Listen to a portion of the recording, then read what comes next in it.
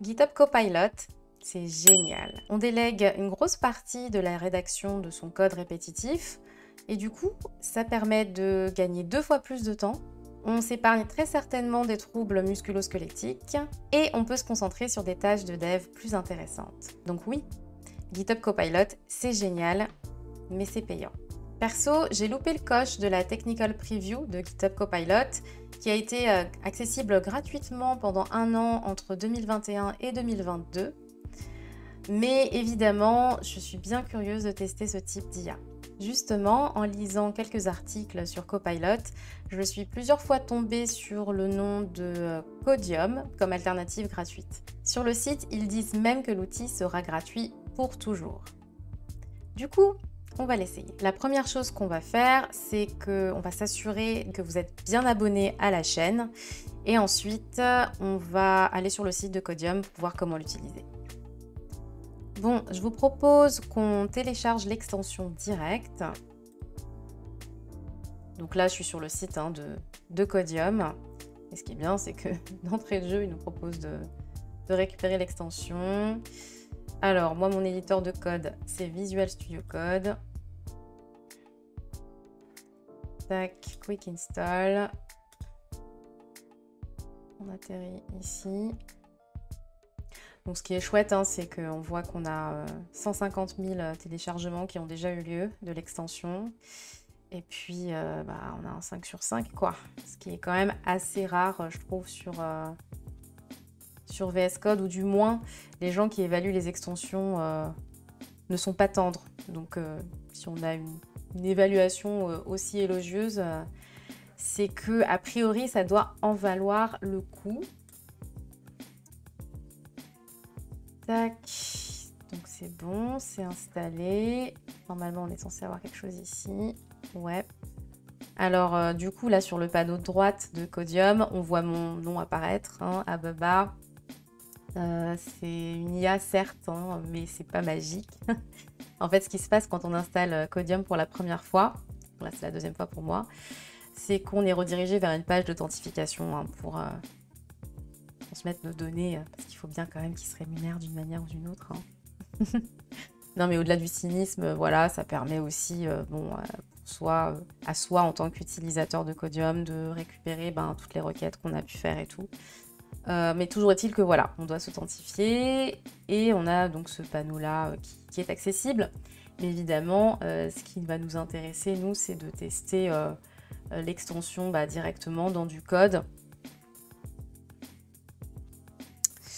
Et donc pour ça, en fait, on va aller dans un vrai repo pour pouvoir vraiment éprouver l'extension dans un contexte réaliste, dans celui qui est le vôtre au quotidien, dans du code métier qu'on manipule tous les jours. Alors, tac, donc ça c'est un repo public, c'est un CRM en React, donc c'est parfait. On va utiliser ça. Voilà, très très classique. On a un dashboard, on voit les différents clients, enfin voilà quoi, vraiment un CRM et le code qui correspond. Il est ici. Voilà. Hop, si on regarde à droite, on a un dossier SRC classique. Et puis on a ce fichier utile qui apparaît déjà ici, qui est déjà ouvert. Je trouve que c'est intéressant de faire un test sur des utiles. Donc, qu'est-ce qu'on a ici? On a différentes fonctions qui permettent de récupérer, plutôt de mettre en place des informations dans la session, donc les informations en lien avec l'utilisateur, le token. Et derrière, là, on voit qu'on a une fonction getToken qui permet de récupérer le token de la session après l'avoir seté. Et en fait, on va faire pareil que getToken, mais pour le user, on va créer une fonction getUser qui va nous permettre de récupérer donc les informations de l'utilisateur. Et évidemment, c'est pas nous qui allons le faire. On va demander à Codium de le faire pour nous. Create getUser function. Donc j'ai juste fait entrer et il me propose du coup la création d'une fonction getUser. Donc je vais refaire entrée. Ah non, je crois que c'est tab plutôt. Tab. Tac. Et là, direct, bah, il me propose en fait des instructions pour ma fonction getUser. Donc ouais, hein, j'imagine que ça doit être ça. Hein, session, hein, tu récupères du coup l'objet dans enfin, l'item du coup dans la session. Si ça existe, tu le parses. Et sinon, tu renvoies juste un objet vide. Alright, on va accepter la proposition en faisant à nouveau tab. Et voilà, enfin en 2 secondes, même pas, on a notre fonction qui a été créée en genre, je sais pas moi, en tapant 3 touches quoi. Donc non seulement effectivement on n'a pas eu à le faire nous-mêmes, enfin, je dirais à réfléchir à l'implémentation, mais comme je vous le disais un peu plus tôt dans la vidéo, en termes de santé physique, c'est vrai qu'on s'épargne aussi quand même tous ces caractères à taper, sachant que nous en tant que dev, on est quand même pas mal affecté par des problèmes comme je le disais, ouais, de troubles musculo-squelettiques, de syndrome de canal carpien, etc. Donc ça, c'est quand même aussi une vraie plus-value. Donc en plus de nous avoir généré automatiquement notre code, qu'est-ce qu'on a? On a la possibilité de créer une documentation dans JSDoc. Alright. Donc là, on a notre truc là qui nous dit effectivement à quoi sert notre fonction getUser. Retrieve the user object from the session storage and returns it. Formidable. Et ok, on va dire apply diff. Oh là là, regardez-moi ça. C'est génial. Donc ça, en fait, il m'a fait la proposition de ce bout de code hein, de JSDoc dans l'interface de chat, parce que du coup, on a accès à un chat aussi avec Codium. Ça, c'est trop bien. On va accepter la proposition. Vous voyez, hein, ça se fait vraiment bien. La syntaxe est nickel. Et puis ça dit exactement, donc en langage naturel, ce que fait notre fonction. Hein. Comme quoi, ça retourne bien l'objet user de la session. Et sinon, un objet vide, ça n'existe pas. Ok. Et du coup, ça nous amène à une autre feature qui est le chat. Alright. Je sais pas, moi, qu'est-ce qu'on pourrait bien lui demander par rapport à ce code?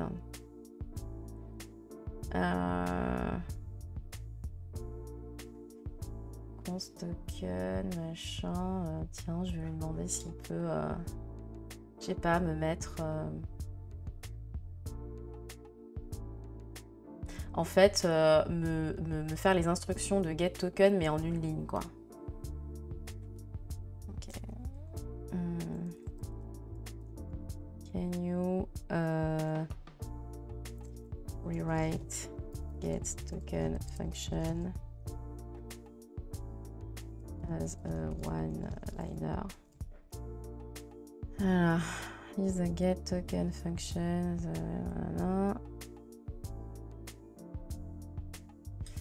Qu'est-ce qu'on a? Session storage, get item, machin, ou bien string vide.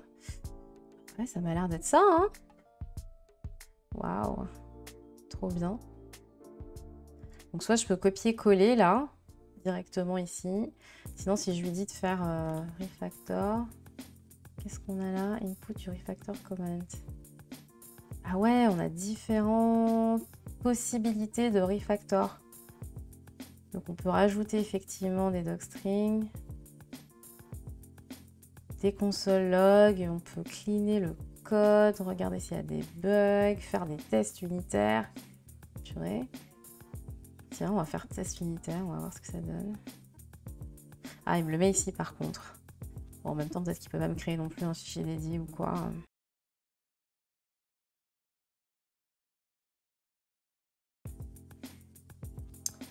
Ah ouais, it should return an empty string if session storage is not available. Waouh. C'est canon. Ok.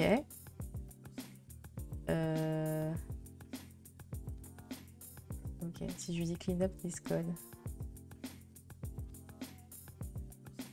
Waouh.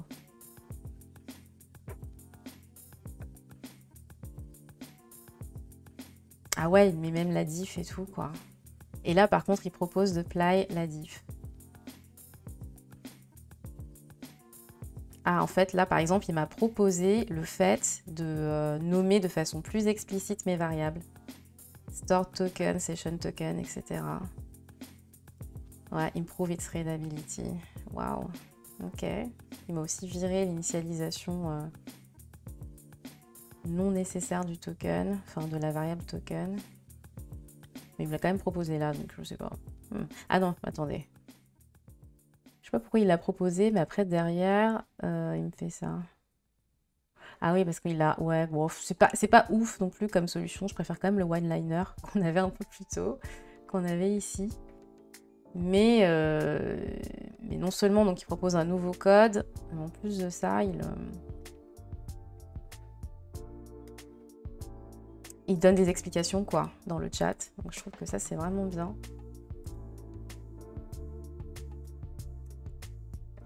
Tac. Ah ouais, mais non, en fait, dans toute la fonction, bam.